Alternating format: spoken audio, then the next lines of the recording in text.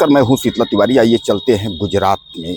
गुजरात से एक घटना आ रही है जो कि दिल को दहला देने वाली घटना है और काफ़ी इसको आप सुनेंगे तो आप शर्मसार हो जाएंगे। दरअसल मैं आपको बता दूं कि इस घटना में जो है एक पिता अपनी बीवी और अपनी बेटी को जो मकान मालिक के हाथे सौंप देता है, इसलिए कि किराए नहीं होते हैं। यानी रूम का भाड़ा देने के लिए उसके पास पैसे नहीं होते हैं, तो वह अपनी जो है बेटी और अपनी पत्नी को जो है मकान मालिक को सौंप देता है। और बाद में जब उसकी पत्नी और मकान मालिक के बीच में जो है जब वाद विवाद होता है, तो वह मामला जो है थाने पहुंच जाता है। क्योंकि वह लोग ऊब जाते हैं और जब मामला थाने पहुंचता है तो पुलिस उसके बाद जो है धर दबोचती है। इधर पति को और उसके यानी पति और पिता को, और उधर जो है मकान मालिक को, दोनों को जो है पुलिस दबोच करके उसके बाद जो है जेल में भेजने की कार्यवाही करती है और आगे की जांच जो है वो जारी रखती है। दरअसल मैं आपको बता दूं कि इस वक्त जो है वह पूरे देश में आप देख रहे हैं कि रोजगार को लेकर के जो है मारामारी है। यानी छात्र जो पढ़े लिखे नौजवान हैं वह भी भूखमरी के कगार पे हैं, नौकरियां मिल नहीं रही हैं, सब लोग परेशान हैं।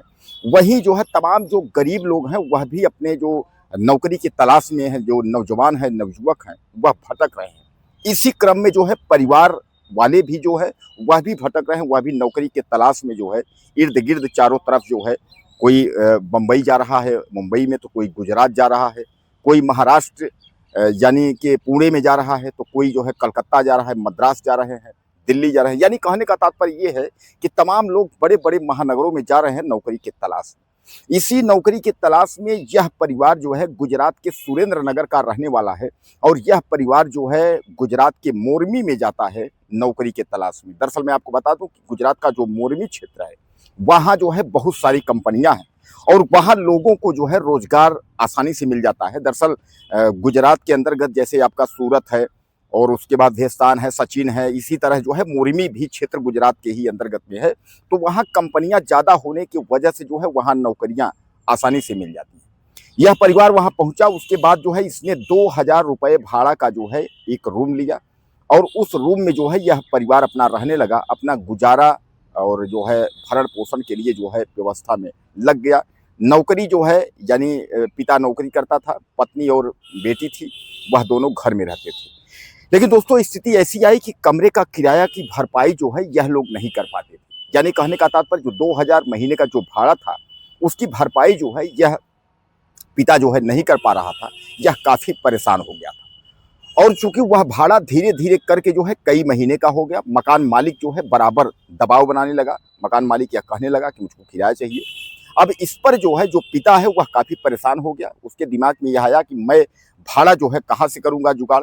तो उसके दिमाग में एक चीज़ आया कि क्या न कुछ मकान मालिक को मिलाते हैं, शायद कुछ जो है। तो मकान मालिक भी जो है वह दरिंदा ही निकला। मकान मालिक ने जो है वह सौदा कर लिया कि एक बात अगर आप तय कर लोगे, यानी पत्नी और बेटी को जो है हमको सौंप दो। अगर पत्नी और बेटी को सौंप दोगे तो किराया जो है हम माफ़ कर देंगे। जब तक आप रहोगे तब तक यहाँ रहोगे, हम किराया माफ़ कर देंगे। दोस्तों इस पर जो है वह पिता जो है तैयार हो जाता है। वह अपनी पत्नी और अपनी बेटी को जो है वह मकान मालिक को जो है वह सौंप देता है।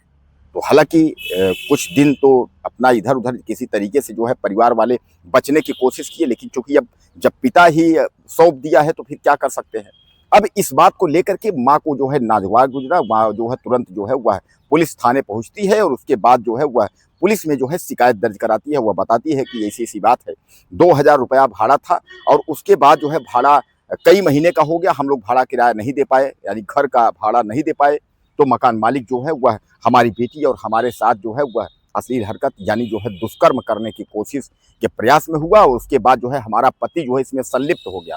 हमारा पति यानी हम लोगों को जो है सौंप दिया कि हाँ ठीक है, तुम अपना जो है दुष्कर्म करो। तो अब इस पर पुलिस ने जो है मकान मालिक को और पुलिस ने जो है उसके पिता यानी पति को, दोनों को जो है गिरफ्तार कर ली है। गिरफ्तार करके पूछताछ कर रही है, इस पर जो है कार्रवाई कर रही है, जेल भेजने की कार्यवाही कर रही है। अब इधर जो है जो बेटी और माँ है यह दोनों चूंकि परेशान है।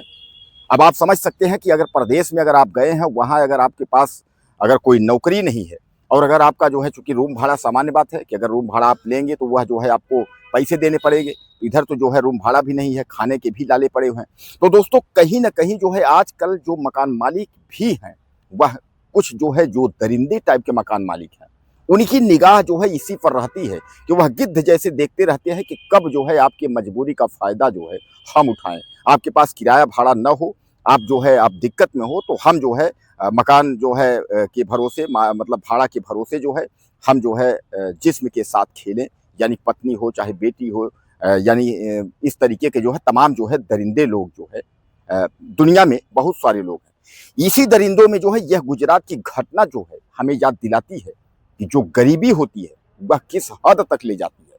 लेकिन गरीबी होती है वह किस हद तक ले जाती है, लेकिन एक पिता जो है अपनी ही पत्नी और बेटी को दरिंदों के हाथ में सौंप दे, यानी मकान मालिक के अगर अपने पास किराया नहीं है तो उसके हाथ में सौंप दे, यह भी जो है ये घटना कहीं न कहीं जो है दिल को शर्मसार करने वाली है। यानी कहने का तात्पर्य ये है कि जो लाड प्यार से अपनी बेटी को पालता है, अपने परिवार के लिए जो व्यक्ति कुछ भी कहीं भी जो है नौकरी करने के लिए या कहीं भी जाने के लिए वह तैयार हो जाता है, क्या वह अपने परिवार को, अपनी बेटी को और अपने जो है पत्नी को किसी मकान मालिक के हाथ में सौंपेगा? यानी यह कहीं न कहीं एक जो है भारत में जो है बेरोज़गारी को लेकर के और एक जो है इंसानियत को जिसको आपने कहता है इंसानियत मर गई है, उसको लेकर के जो है बहुत बड़ा सवाल है और उस मकान मालिक को भी यह समझना चाहिए कि किसी की मजबूरी का फ़ायदा जो है इस कदर नहीं उठाना चाहिए। क्या कहना चाहेंगे आप इस मकान मालिक की और इस पिता के बारे में? अपनी राय ज़रूर दीजिएगा।